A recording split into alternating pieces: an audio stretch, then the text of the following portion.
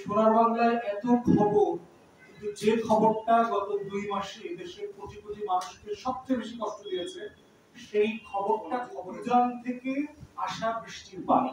ভারতের নাম বলে না, ভাসুরের নাম দেখবেন কোনো গণমাধ্যম বলে না। উজান থেকে পানিটা কোত্থেকে আসে? উজানে কি দেবদূত আছে ওরা পানি ছেড়ে দেয়? ওখানে কি তাবিজ দিতে হবে? ওখানে কে আছে যে পানি ছেড়ে দেয়? উজান থেকে 2 ভাবে পানি আসে।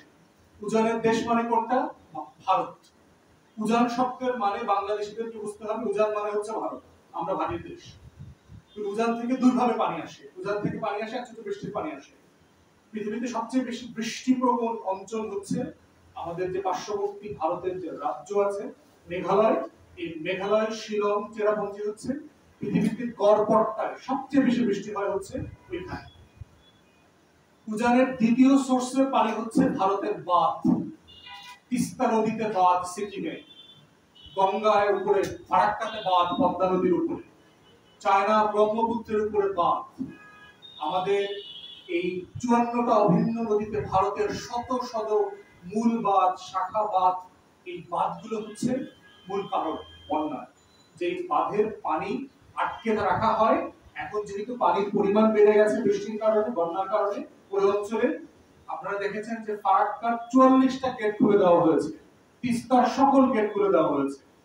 তাহলে বন্যার উজানের পানি মূল সোর্স হচ্ছে ভারতের যে 54টা নদীতে, আমাদের আন্তর্জাতিক নদীতে অন্যায্যভাবে বাঁধ তৈরি করা, এবং সেই বাঁধগুলোর দরজা যখন আমার পানি দরকার নাই সেই সময় খুলে দেয়।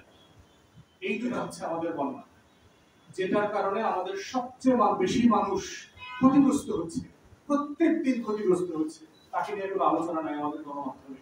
খুবই দেখবেন ছোট একটা নিউজ, মনে হচ্ছে যে এরা তো আসলে চরে থাকে, লোল্যান্ডে থাকে, গরিব মানুষ, গায়ে কাপড় চোপড় নাই, ও বাঁচলেই বা কি আর বললেই বা কি, এই জন্য সে খবর নাই। খবরের যে একটা রাজনীতি আছে, যে আসলে কোনটা খবর এবং কোনটা খবর না, সেটা দেশবাসীর বোঝার একটা ব্যাপার আছে। যারা দেশের জন্য লড়াই করবেন, স্বাধীনতা, গণতন্ত্র, সার্বভৌমত্ব, জাতীয় স্বার্থের জন্য লড়াই করবেন, তাদেরকে বুঝতে হবে যে কোনটা খবর এবং কোনটা খবর না।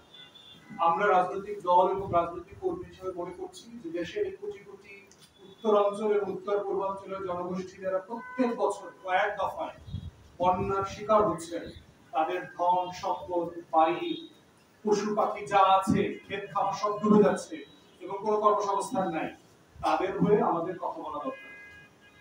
প্রথমত হচ্ছে যে বন্যা কেন হচ্ছে। বন্যা আমাদের এই জমিনের কিছু ফিতরাত আছে, পৃথিবীর সব জমিনের কিছু বৈশিষ্ট্য আছে আল্লাহ তাআলা যেভাবে তৈরি করেছেন।